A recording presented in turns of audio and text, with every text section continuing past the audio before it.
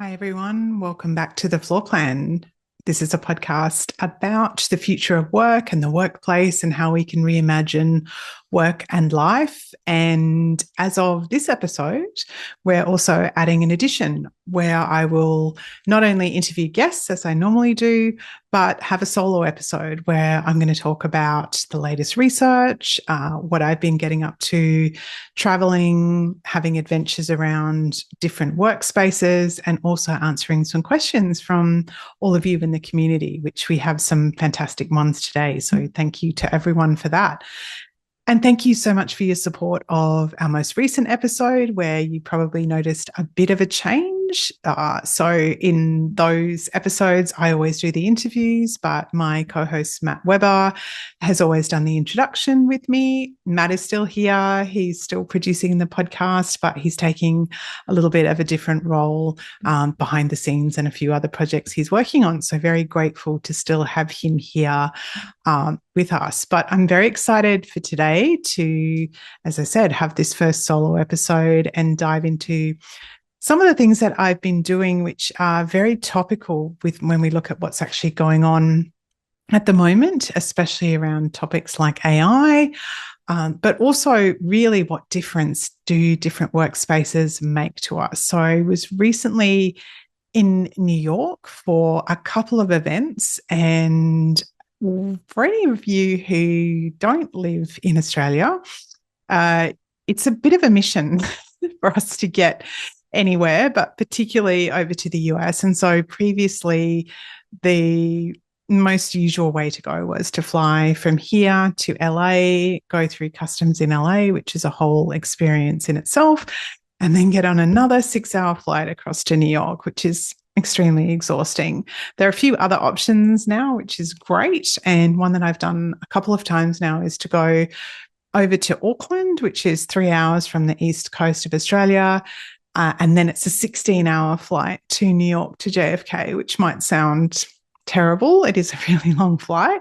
But the great thing is when you get off, you are in New York. You do not have to get on another flight, which is certainly very, very appealing. So when I got there, I was very determined.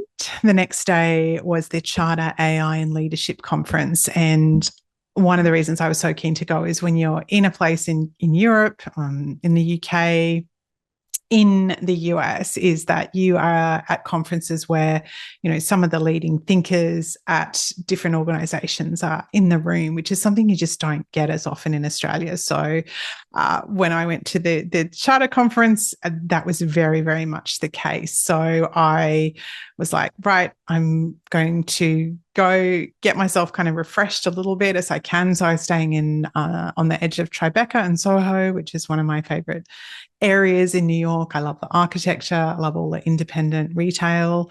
So, and also love seeing people living their lives on a daily basis when I'm in any different city. I don't really like being in the tourist places, even though obviously New York is very touristy overall. But the week before I arrived had been, I think, an historic snowstorm. And so there was, you know, 0.5 meter of snow on the side of the runway, on the side of the road, all through the city. So it was certainly very cold, but I wasn't too unhappy about that, to be honest, coming off the end of the Australian Queensland summer, where you just definitely get very, very sick of how hot it is by the end of summer. So I was very happy to be able to wear a jacket and rug up and didn't complain about the cold at all.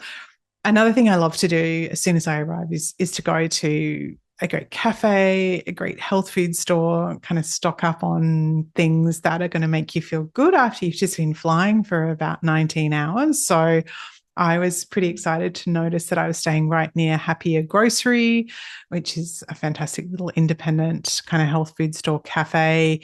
So you're seeing people who've just come off work with their pets coming in, buying what they're going to have for dinner. They have a fantastic tonic bar where you can get all kinds of great juices, matcha, coffee, various other sort of medicinal tonics. And so I spent a bit of time there doing that, having some dinner, watching people also sitting on their laptops, even 7 o'clock at night, which was sort of something you don't see so much in Australia. So that was great. I had a pretty good sleep. And as I said, I was determined to get up early, make it across town and get to the conference. And I'm so, so glad that I did. So in the lift, I actually met the global head of learning and development from LinkedIn.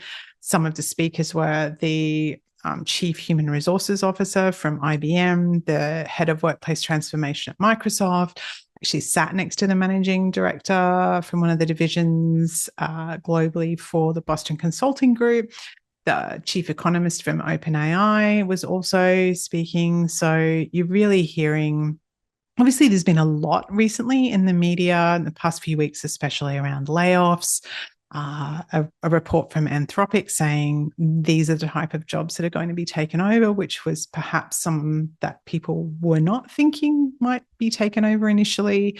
So it was fantastic to hear, I guess, a different perspective and narrative on how we can lead in terms of what's happening with AI, but what these companies are actually doing. So at IBM, who consider themselves to be an AI-led company, they actually said we're tripling down this year on entry-level and graduate recruitment. And so that was a bit of a surprise and something that is not being reflected in the headlines. And so they said, look, we're still hiring software developers. They're doing a different role now. So they might be working more closely with marketing, with the client, which is perhaps traditionally not something that they have done. But we're still hiring these roles. Also, really interesting to hear them say that we're not using AI in recruitment, even though they are an AI-led company. So very similar message from Microsoft. And in terms of what are these companies actually looking for in terms of what they're hiring, a really consistent theme around systems thinking, critical thinking, the ability to think about what we're actually thinking. So that metacognition, learning actually how to learn. And that to me was really, really refreshing to hear, because they said that the tech transformation is really only 5 to 10% of the story. And the rest of it is around organizational behavior and management, around change management. And most people don't actually like change that much. And a lot of companies, let's be honest, don't do change really well. So that was really interesting for me to hear that. And I think for us to realize that they're the skills that we have to double down on, that yes, we have to have all these other abilities to augment and work with AI, but those fundamental thinking skills, those abilities to see patterns and to lead change are really what is going to be critical. And I think will make a difference, because many companies are still grappling with what they actually do with AI, how they integrate it into anything from workflow right through to their entire business model. And another consistent message from all of the speakers was, does this fit your business model? Like, what is the strategy that you're actually pursuing? Because if it doesn't fit that, you shouldn't be doing it. It has to have that strategic alignment. It has to have a cultural alignment, and it has to really support what is the experience actually going to be for your customer and for your employees. So there was very much consistent themes around that all day in the conversation, which really made me reflect a lot about how much we're emphasizing the tech, which is still very important. And some of your questions this week were about that, which we'll talk about, but how much we need to actually focus on those transformation, that level of thinking, those different ways of thinking. So I'm very glad that I got up. I was pretty jet lagged the next day, but I had a few days before my next event. And so I really wanted to immerse myself in different spaces to get work done. And also from, I guess, my research perspective, one of the things I talk a lot about is the role that space plays as a cognitive scaffold. So it does literally cue to our brain, or what kind of things can happen in this space. It might elevate our mood. It might make us actually more creative, more expansive in our thinking. All of things that are very, very important. I've previously talked about a colleague of mine who found that certain types of buildings that we might consider to be quite spiritual can actually put people into a meditative state when you have a mobile brain scanner on without anything else actually needing to happen at all. No hours of trying to figure out how to actually meditate. So that I think is something that we can all do actually more of. And so hotel lobbies are a fantastic place to actually be able to do this. A couple of ones that are my absolute favorite are One Hotel, has beautiful greenery all over the walls on the outside, very much old character in terms of its architecture. And hotel lobbies are somewhere that can make us, I guess, feel that we're in a different type of environment in terms of what might be possible, which is really important to cue to our brains. So my colleagues and I have recently done a study looking at how do different environments potentially support creativity, because there is existing research to show that coffee shops are like a low level of noise can make us more creative because it might not actually be about us or something we need to know in terms of the background chatter, but that can actually support our creativity. So we tested multiple different environments, including a coffee shop, including a private office, an open plan office, and also having a foreign language speakers. So speech is one of the things that we find most distracting in the workplace. And so is it the case that hearing someone talk in a foreign language is less distracting? Is it more distracting? Might it, in fact, make us more creative? So the results of that to come out pretty soon, but that was, really, really interesting. So obviously, if you're in the lobby of a hotel in a place like New York, you're going to be hearing definitely people talking in different languages.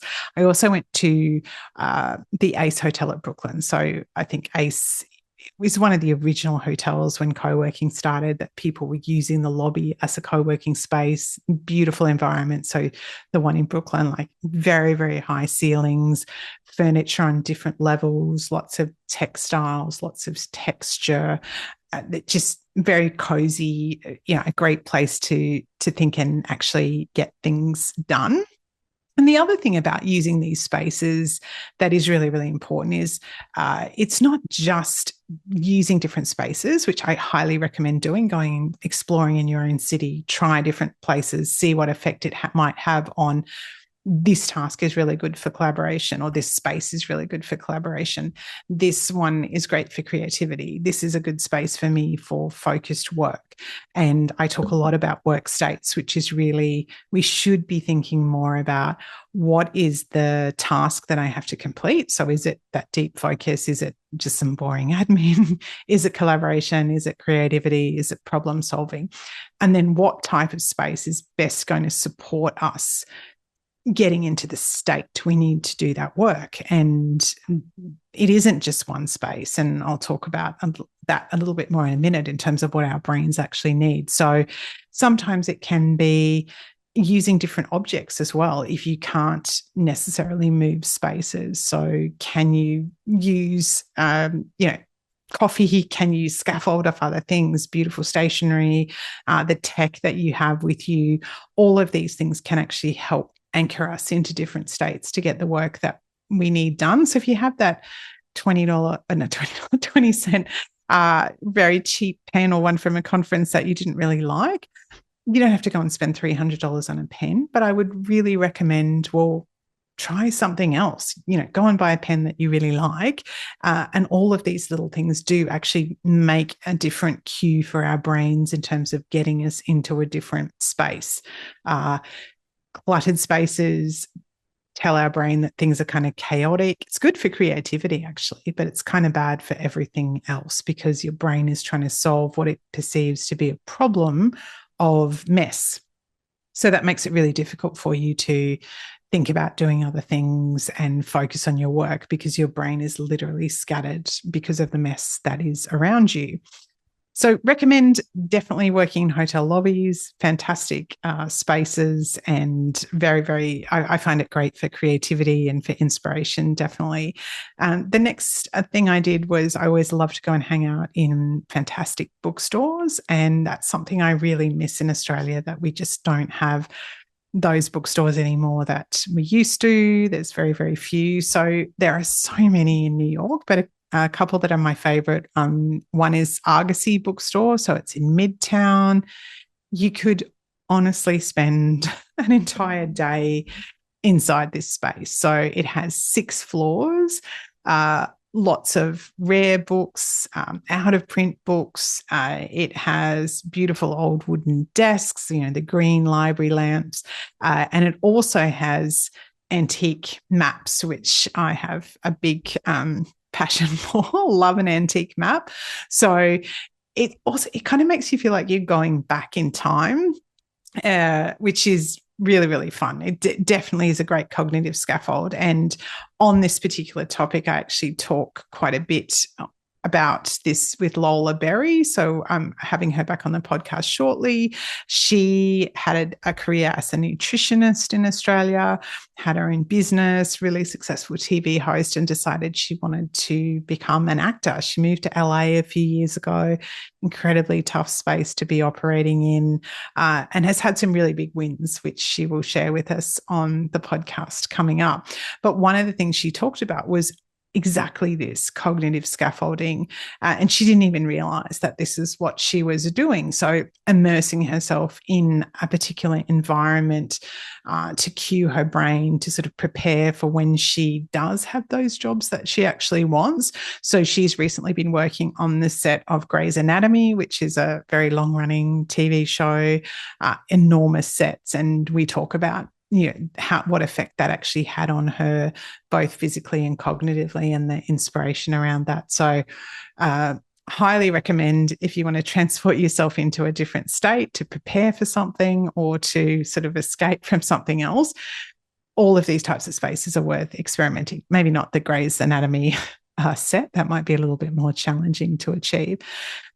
The other book space I absolutely love in New York is called Albertine Books. So it's been run by one family, I think, since it was opened in 1925. So it was designed by a French designer, Jacques Cassier, who also, I think, was involved in the Nomad Hotel in New York, which is another absolutely gorgeous hotel.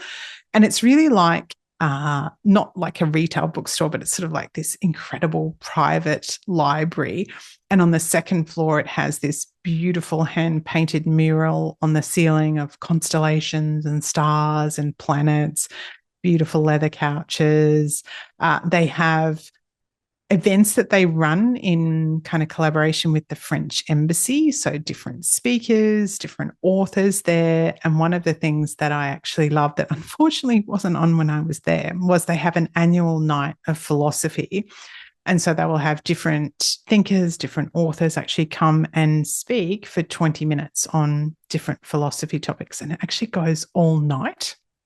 That would be so cool. I would actually absolutely love to do that. And one of the things, aside from sort of being quite a nerdy diversion, is they're exactly the type of spaces we should be immersing ourselves in if we think back to the AI, the Charter conference, because how do we actually think differently?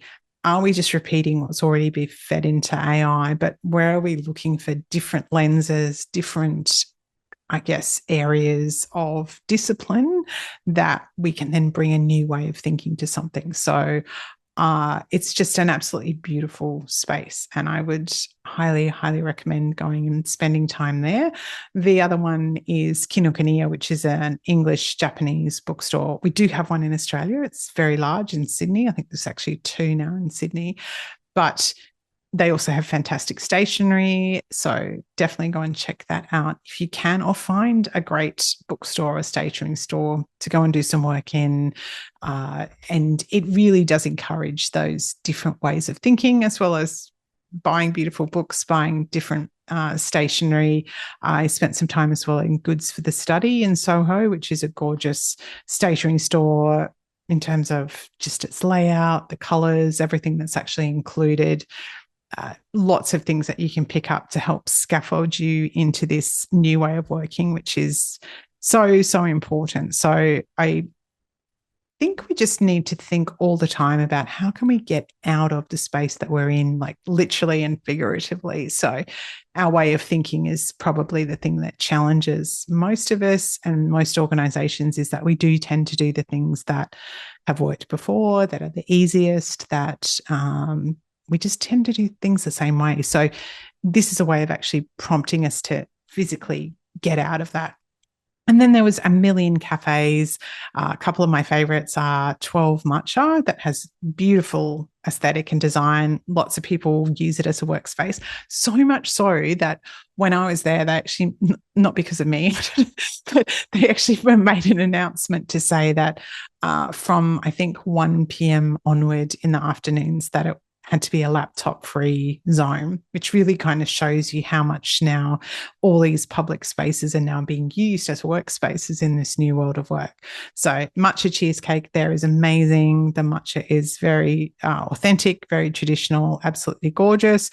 But there are so many other places. Another one, if you're there, you might like to look out for is Enley, that do tiramisu lattes, which are a bit of a cult thing. Much, much busier space. So maybe avoid that one if you are looking for somewhere a bit quieter. So that was a lot of fun and so many different takeaways. I think I'm going to write some more from the charter one in terms of all of the detail of what people were talking about, but really that how are you learning? How are you learning how to learn? The tech is only 5 to 10%. So what are you actually doing that is going to enable change both in your role, in your way of thinking, but also in your organization as well? So it was a really fantastic experience. So that was really great. So we have quite a few questions that I probably can't get to all of them, but some really interesting ones from all of you. Thank you. I put out a notice on YouTube and Instagram and got some really, really fantastic, very considered questions about the application of the research, which I love to see.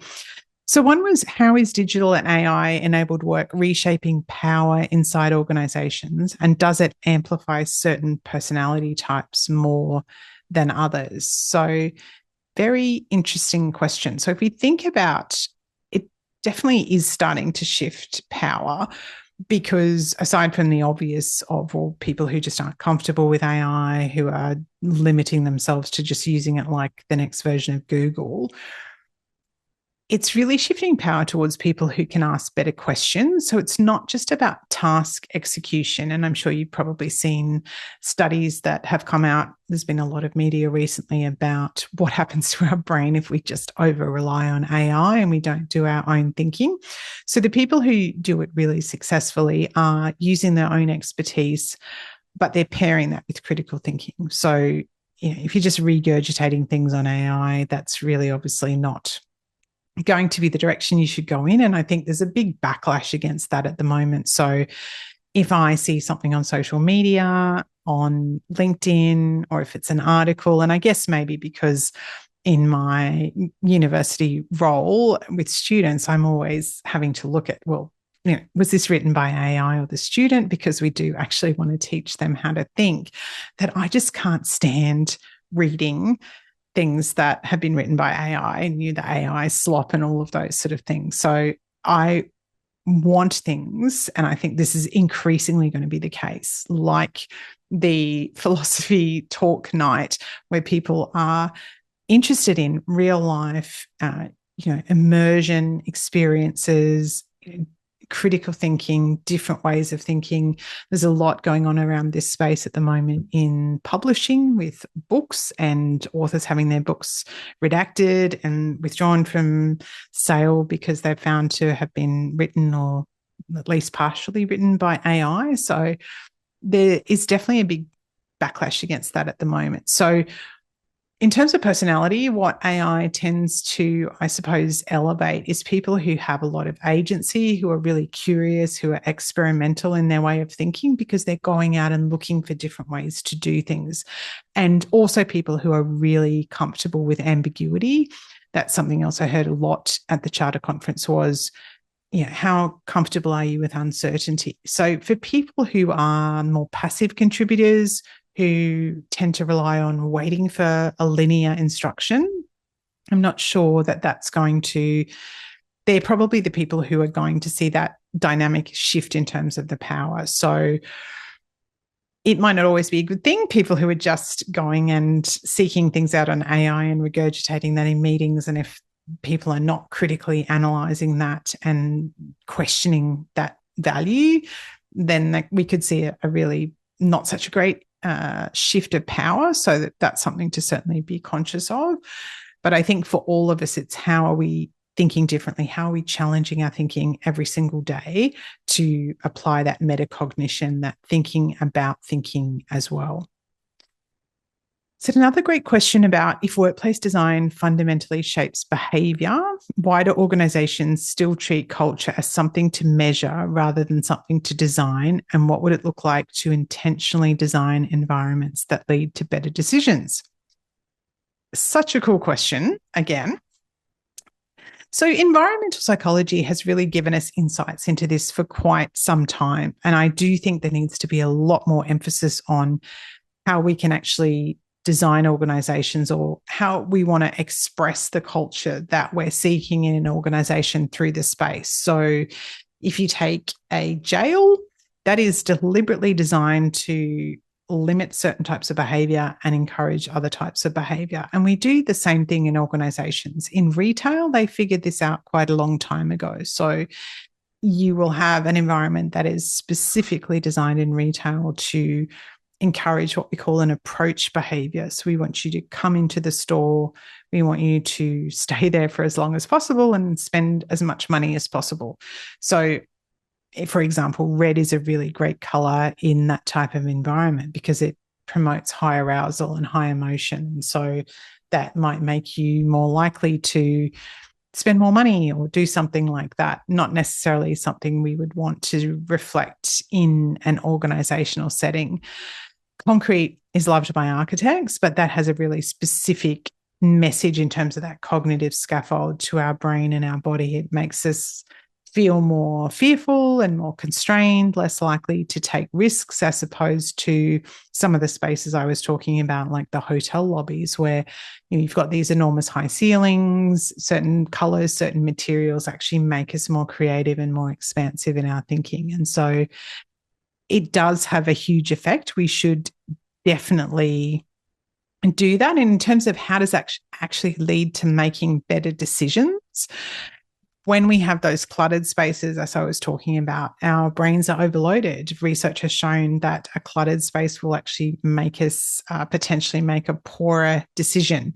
The amount of light we have in a space, natural versus artificial, the ceiling height, the layout, how much interaction we drive, what kind of behavior we actually reward, all of those things actually give us either the affordance of better decisions or actually can help us make poorer decisions. So it's probably a topic I'm going to, again, write maybe something, a longer article about, because there's just so much detail in it. But it's such a fascinating topic. Curved spaces make us feel safer.